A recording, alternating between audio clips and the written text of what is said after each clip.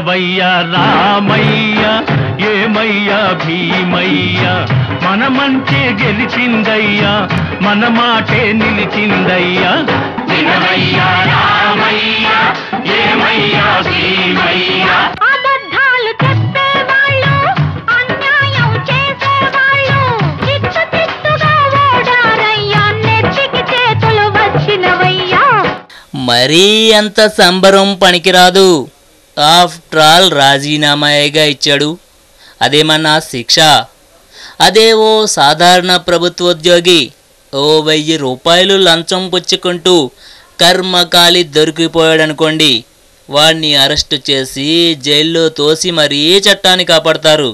2 కేసుల్లో ఈ తేడా ఎందుకంటే అక్రమార్జనాన్ని చెబుతున్న ఆ 1,50,000 కోట్లలో భారీగా కోటాలు కొట్టేసిన ఆ తెర వెనుక బడా చోరులు మన వారికి కొండంత అండగా నిలుస్తారు.